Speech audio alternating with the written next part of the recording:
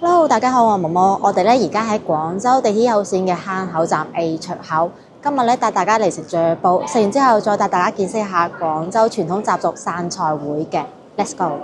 咁喺 A 出口出嚟咧，前面呢個咧就廣百廣場啦，又叫做麗盛廣場。咁我哋而家落翻1樓先，因為坑口站比較特別啦，佢係架高咗嘅嚇，直接出站咧全部都係2樓度嘅。呢個麗盛廣場咧都係近年先啱新開嘅啫，主要客群咧就係廣鋼嘅居民啦，所以唔好睇佢商場仔細細啊，其實一到週末咧，每間食肆都係大排長龍㗎。始終廣鋼嗰邊居住人口太多啦。咁之後咧就行呢個方向，喺呢個門口度出廣場。出咗嚟之後咧，我哋就一直行。咁啊，3月份嘅廣州又到咗梅雨季節啦，回南天都即將到達啦。如果呢個時間過嚟旅遊嘅話咧，就記得帶好嗰種雨具啦。如果真係唔記得帶嘅話，咁啊地鐵咧係可以俾押金，好似大概25蚊啦，租遮嘅，亦都可以係免費攞一次性雨衣嘅。咁啊，可能雨水多，我哋人咧就冇咁中意，但係花草咧就比較中意。所以如果3月份你過嚟廣州呢度旅遊咧，係會見到比較多嘅黃風鈴啦，同埋三角梅都開得好繁盛嘅。咁啊，呢兩樣花種嘅話咧，喺海珠區同埋荔灣區咧都有唔少嘅賞花點嘅。咁如果話想欣賞黃風鈴嘅話咧，就比較推薦市區嘅海珠區啦、沿江嗰邊咧就有好多啦。咁如果係想欣賞三角梅嘅話咧，咁啊623路嗰頭嘅天橋咧，全部都會開滿晒㗎。咁啊天氣好去行一行，好靚㗎。咁啊行到過嚟呢度咧，就會見到另外一個商場啦。呢個咧叫奔富廣場。咁喺呢度咧右轉完之後咧，冇幾遠咧就係我哋要食嘅醬煲店啦。佢咧就位於奔富廣場右手邊嘅呢度嘅街邊鋪嚟嘅。咁我哋要食嘅咧就係呢間啦，萬家福好味居大家福美食。個名咧就好長，其實一般街坊咧叫佢大家福就算㗎啦。咁10幾年前咧係喺綠居路嗰度開嘅，後期拆遷啊嘛，就搬咗過嚟呢邊啦。咁門口咧就有佢個優惠活動嘅，消費滿76蚊咧係可以換購以下菜品嘅，有6款可以俾你揀。咁我哋入去先啦。咁啊，非常之多人啦。佢呢度咧屬於老式嘅酒樓裝修風格啦。個廳咧就非常之大，但係到飯市嗰陣時咧都係座無虛席嘅。如果話週末啊假期咧，就會多人到排隊添。嗰時排到成個商場都係人㗎。咁而家就坐落過啦。呢度茶位咧係2蚊計位嘅。咁佢最出色嘅咧就醬煲，首選嘅咧就呢個老牌醬雞煲，45蚊半隻嘅。咁呢度咧堪稱呢個平民版嘅為食街㗎啦。佢哋呢度個醬煲咧隨便點咧都唔會齊慳嘅。咁我哋咧就肯定會點嘅咧就係招牌嘅醬雞煲啦，仲會點翻個菜嘅，我就揀呢份啦，蝦醬醬通菜，咁啊寫明係勁嚟嘅，30蚊一例。咁呢度除咗醬煲之外咧，呢個白切豬手咧都幾好食嘅，咁我哋又嚟翻份。咁佢長期有活動㗎嘛，滿76蚊咧就可以換一個醬煲菜啦，所以我哋就應該會揀個醬田雞啦。咁佢其實菜式選擇好多下嘅，咁啊各種炒菜啊、主食啊都係有嘅，鐵板都唔少得㗎。除咗呢份大嘅菜單之外咧，仲有呢份細嘅菜單嘅，咁啊價錢咧係有啲會實惠啲嘅喎。要點之前咧又可以睇一下下，係佢嘅推薦菜式嚟嘅。咁啊仲有呢係新增嘅菜式就會寫咗喺度㗎，例如比較特別嘅咧呢啲鹹蛋黃啫蝦啦就好啦。咁我哋去落單先啦。好啦，咁就落好單啦。咁啊，半隻啫雞咧係45蚊嘅，蝦醬啫通菜30蚊，白切豬手咧係48蚊。咁我哋滿咗76蚊咧，即係換購呢個啫田雞嘅，只需要30蚊。咁啊，亦都可以減埋啫通菜變成15蚊特價嘅。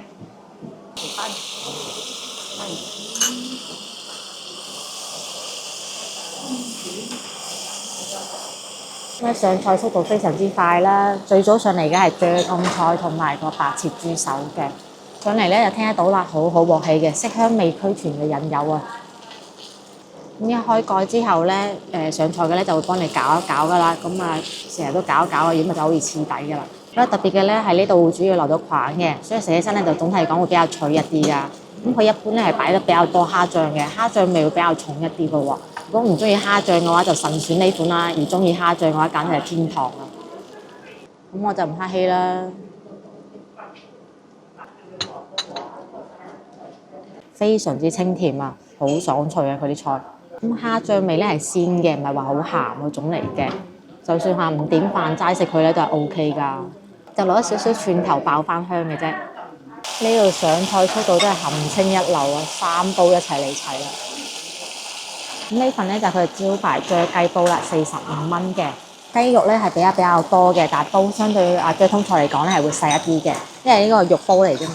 咁你上到嚟梗係要炒炒咧，咪好易黐底啊嚇！都係嗰句。至於另外呢煲咧就啫田雞啦，特價30蚊咁樣換購嘅。如果話唔食咁多款菜嘅話咧，就可以直接將啫通菜變成15蚊嘅特價菜。呢份咧係老牌啫雞半隻嘅，價值45蚊。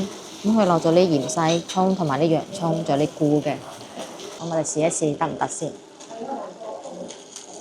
雞煲調味好好，係屬於重味嗰種嚟嘅，但雞肉咧係保持得好好嘅，非常之鮮嫩多汁，皮咧係爽脆嘅，唔會話煮過濃嘅，真係非常之嫩口咁就上到嚟㗎啦。咁輪到試呢個啦，啫田雞啊，份量好足㗎，放係肉煲呢度。咁田雞咧就更加鮮甜一啲啦，肉質咧亦都更加嫩一啲。咁佢呢度咧係落到啲菇啊、薑啊、洋葱同埋蒜頭嚟調味嘅。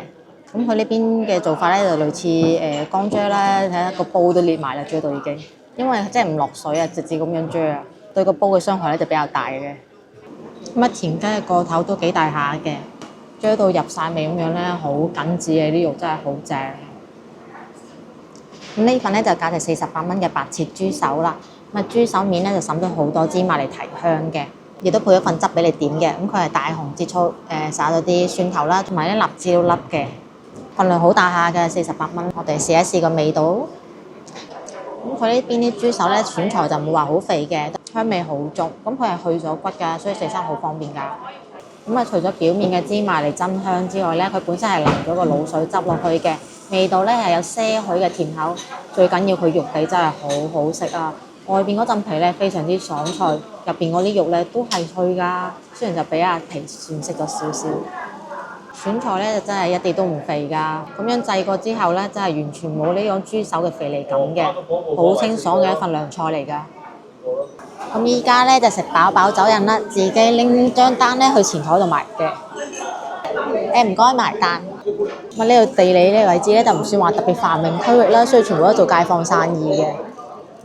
咁今餐咧4個餸，2個人一共消費咗158蚊嘅。咁總的嚟講都幾抵食下㗎。如果有肉嘅咧就大概50蚊到一個，冇肉嗰啲咧就30蚊到有一個㗎啦。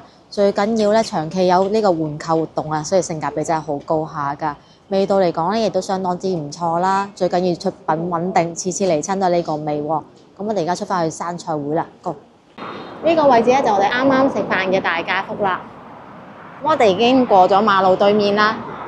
首先見到嘅咧，呢個咁大嘅席咧，係正月26日生菜會生菜宴嘅地方。咁往前行冇幾遠咧，就係生菜會嘅正式入口啦。生菜宴嘅話咧，就一定會有生菜包啦、齋菜同埋生菜魚丸嘅。好落力咁切緊佢啲酸菜啦，咁係攞嚟包呢個生菜包。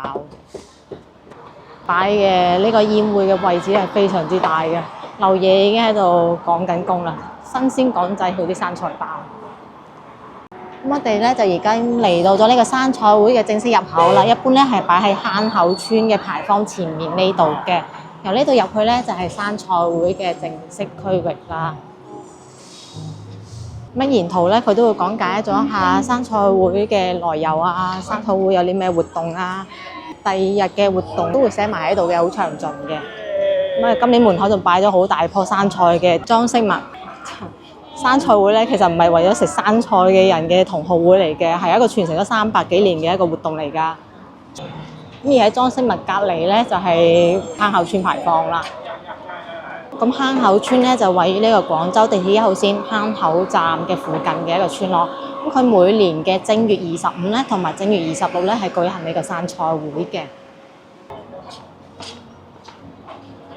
咁生菜會咧係有生財嘅寓意，係喺觀音開庫之後進行嘅一系列民間習俗同埋傳統活動嚟嘅。咁啊有成300幾年歷史啦，喺廣州同埋順德咧、南海呢一帶嘅獨有習俗嚟嘅。咁啊《廣府志》入邊咧就有記載㗎啦，迎春日啖生菜啊，以迎新氣。咁啊，既然係觀音開庫之後進行嘅一系列活動咧，咁佢主角咧梗係觀音廟啦。咁觀音廟咧位於村嘅比較內部少少嘅位置嘅，廟仔唔大，但係香火非常之鼎盛㗎。咁而家沿途咧係好熱鬧㗎，好似廟會一樣，有遊戲又有小食攤。咁既然係為咗祈求一年嘅好運咧，好多人咧都係會選擇買個風車轉個大運嘅。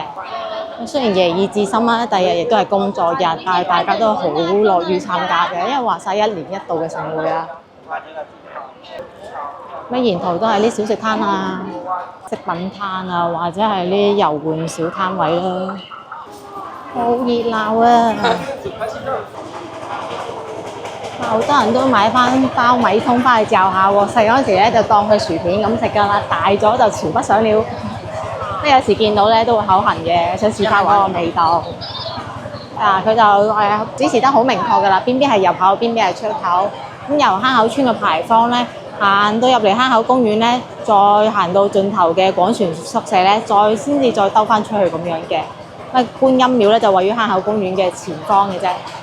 咁我哋遵循交通規則，由入口處入去。咁入口咧只行人行，唔可以開車嘅。行嗰邊嗰個口入去。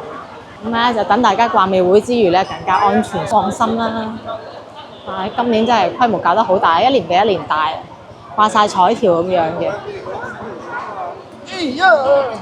門口呢個沙縣小食大排長龍，因為佢唔係賣沙縣小食啊，佢賣各種鹽浸食品啦。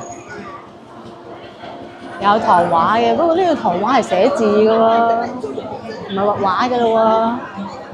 真係好多小食攤啦，比往年仲多咗。咁過嚟咧係為咗觀音借庫，即係農曆正月26啊，喺觀音廟嘅觀音開庫日子咧，咁市民咧就會過嚟上香同觀音借庫噶啦。借庫咧顧名思義就係同觀音大士借嘢啦，咁可以借財、借運、借業，主要咧係為咗祈求新嘅一年入邊啊，工人開工、農民開耕、商人開業，都有呢個好嘅意頭嘅，乜保佑當年順風順水啦，風調雨順，豐衣足食，過上好日子啊！呢個菠蘿雞嘅樣咧，就同菠蘿蛋呢菠蘿雞好唔同啦。咁雖然都係叫菠蘿雞，不過寓意咧都是一樣嘅，都係為咗帶嚟好運嘅。下邊仲有班雞仔喎，都做得好過癮嘅，啲雞仔圓碌碌喺上邊。咁隔離又係一個畫糖畫，但係呢個糖畫好 Q 喎，又係可以玩轉嘅，即係一個轉片糖畫嚟嘅。應該係村民自己嘅攤位啊，因為我見到好佛系經營。睇得出真係風車檔喺度做生意嘅，好多庫存啊，金碧輝煌。咁佢都有賣呢啲菠蘿雞嘅，間鋪都兼職起呢個賣風車嘅業務啊。買咩風車你睇？點買啊？呢23，呢隻咧一樣啊？一樣你都係23。哦，下面掛啲嘢唔同，有呢個菠蘿嘅。咦？但係人哋掛嗰個荷包嚟，我見到好似冇荷包款喎。我行下先。喺嗰碌大香嚟啦，因為咧佢有好多個習俗活動嘅，其中一個咧就叫做燒大香啦。至於大到咩程度咧？暫時咧就話只可以燒半米嘅大香嘅啫。但你覺得佢啱啱嗰支止唔止半米啊嗱？燒大香啦，係一個莊園投注香之後嘅比較特別嘅習俗嚟嘅。咁就係買一支超級大嘅香咧，喺觀音廟呢度點着，之後咧帶翻屋企喺門口度插住，燒足一日。寓意咧就同觀音借財氣、借福氣。支香越大咧就顯得越誠心啦。不過依家咧主辦方其實已經禁止燒呢啲半米以上嘅大香㗎啦，就有人靜靜雞偷偷地燒咯。靚姨，啲風車點賣？靚姨，風車點賣15蚊。而家我哋買28㗎，你嗱3個花嚟㗎，你連兩個一個花都15蚊咯。亦都觀音嚟嘅。係啊，生枝好多種㗎啦，可以揀㗎。今日買嘅叫做開運風車，我買咗成20幾年。睇先，財源嗰度，呢個可以。好啦，風車轉大運。係啊，我哋坐的士翻去咯，哦所以都俾佢賺翻個的士費咯。哦，好啦好啦，賺翻的士費，我哋又轉翻去大運費啊！係啊，北邊好好生意啊！好嘅，啊，承你貴言，買個風車轉大運啦咪。咁啊，沿途嘅所有呢店咧都會有賣嘅，賣風車啦、賣香啦、賣觀音開庫紙嗰啲拜祭用品嘅。咁啊，如果話唔知個順序流程咧，又可以買嗰時咧問埋佢，阿姨們咧好認真會教你㗎。不過咧就記得喎，有借有還，再借唔難。咁啊，如果嚟咗借庫，就記得要還庫喎。呢度咧係生菜包嘅詳細介紹啦，係用酸菜、山薑、蜆肉啊同埋韭菜混合炒熱咧，再拌冷飯，之後用洗淨嘅生菜葉咧包好，點翻啲辣椒醬之後食嘅。咁其實咧佢有個古仔嘅，就係話300幾年前嘅某個春天啊，珠江三角呢一帶咧就發生咗瘟疫，咁啊有個婆婆咧就教人哋用酸菜啦、山薑啦、韭菜、蜆肉都混合炒熟咧，就拌埋個冷飯，即係啱啱佢寫明嗰個做法啊。咁啊之後咧食咗咧就可以避禍保平安㗎啦。咁佢啱啱嗰啲材料咧，生菜咧係寓意呢個身財有道啊，蜆肉咧就發財顯肉，咩韭菜咧就長長久久，至於酸菜咧就係即係算財啊，啲錢多到要計啊。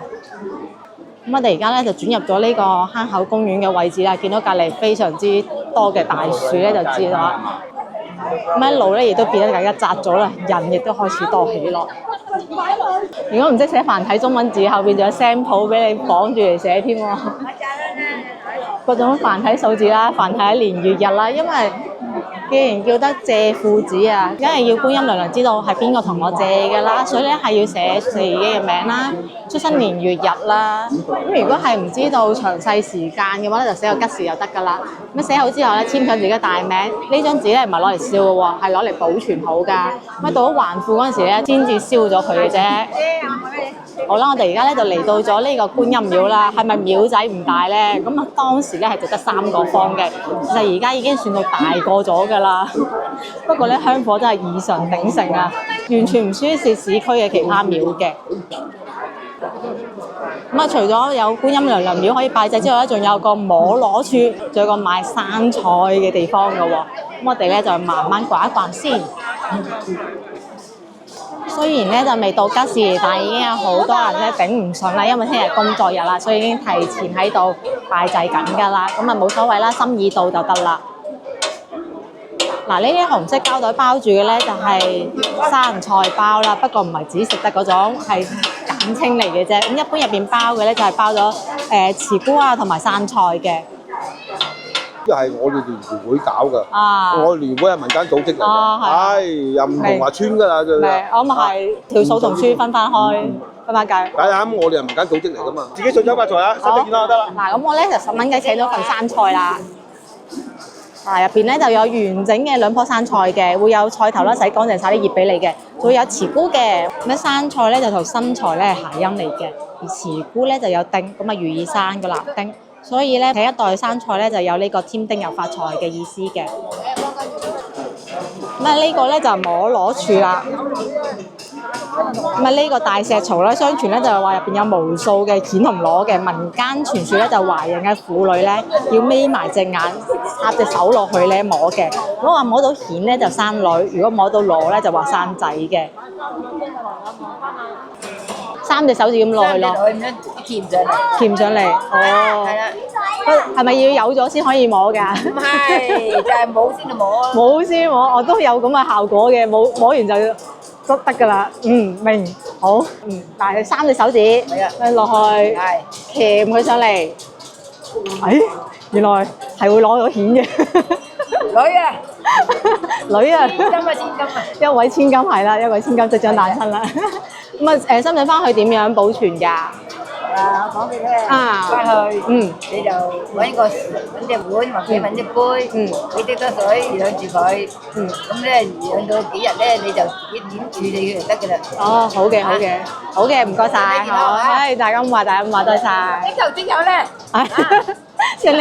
承你貴言。咁啊，呢個年代咧，就算你唔係話真係懷孕嘅婦女，其實你都可以參與一下嘅。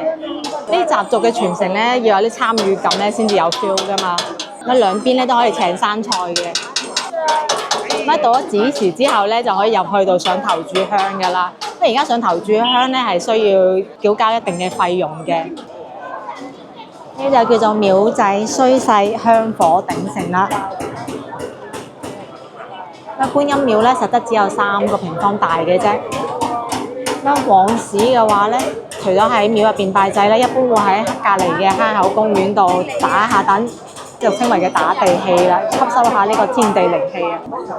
咁生菜會嘅第一個節目咧就係裝頭炷香啦。咁佢第一個時辰咧係正月25嘅子時，亦即係夜晚嘅11點啊。咁啊至到正月26嘅凌晨1點鐘嘅。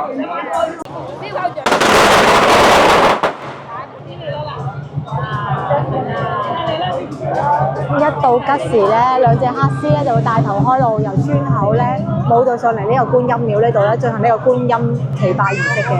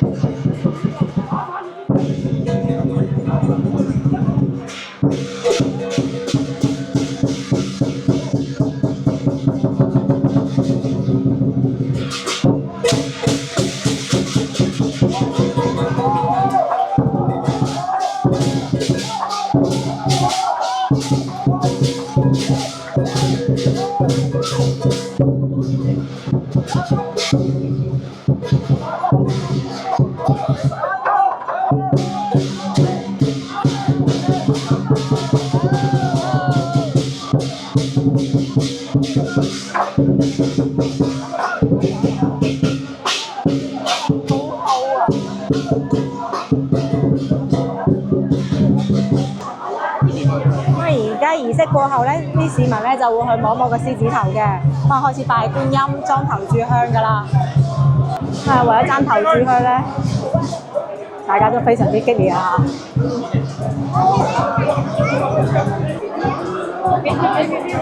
好啦，咁我哋咧係時候進行我哋呢個裝香活動啦。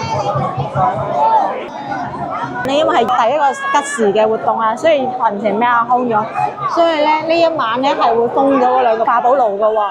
咁如果你話真係想係為咗借庫嘅話咧，咁肯定要化寶噶嘛。即係建議咧係正月26日咧日頭嗰時過嚟，咁樣咧開翻咗化寶爐，你就可以係借庫之餘咧先可以化寶嘅。而家連裝香都逼人啦。呢個啦。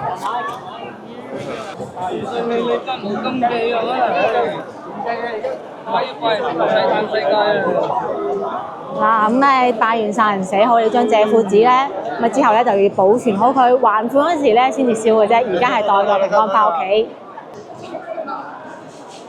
好啦，咁我哋咧就祈願完畢啦。生菜生財，年年有來。咁啊，下年再繼續咯。咁啊，其實聽日仲有好多活動嘅。咁而家咧已經係11點半，差唔多12點㗎啦，依然都仲咁群情洶湧啊！佢話晒觀音開庫只有你日日，佢借嘅唔單止係財，可以係借運㗎，借福、借學業都仲得㗎。有成300年歷史嘅一民族活動啦，咁咪梗係要傳承落去㗎啦。係有大紙香喎，係成2米高。好啦，咁我哋咧就搞掂咗，就開始離開啦。聽日就翻嚟多轉。嗱，隔離呢個咧就係坑口公園啦。咁而家咧係變咗做盛放生菜嘅安置地啦。往時話咧係會喺度打躉，吸呢個地氣嘅。實在而家群情洶湧啊，已經冇以前咁悠閒啦。咁啊，坑口村咧就好靠近地鐵1號線坑口站嘅。咁如果有興趣參加呢個廟會嘅話咧，都非常之方便啦。咁啊，而家拜完神出翻嚟啦，咁啊，成條街道咧更加熱鬧咗啦。唔單止有得食缽仔糕啦，仲有燒肉檔添啊！而且係原隻成隻燒好起上嚟喎，真係夠晒勁啊！平時邊有得咁樣賣燒肉啊？咁突然間深夜2個鐘咧，呢條街真係繁榮異常啊！啊，仲有好多人喺度買緊牛雜咁款啊，好受歡迎喎！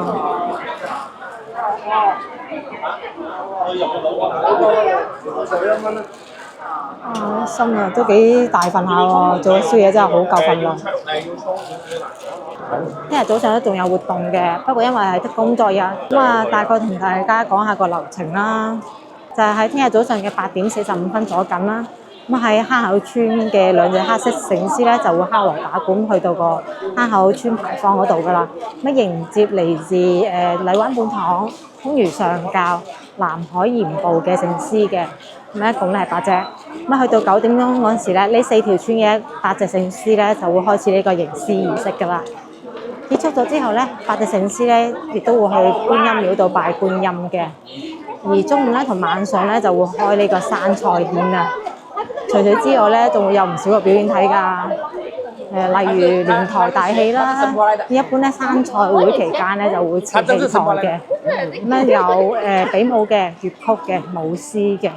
咁啊，據廣東新語記載咧，初期開設嘅咧係對台戲嚟嘅，即係同類型嘅表演咧同時演出啊。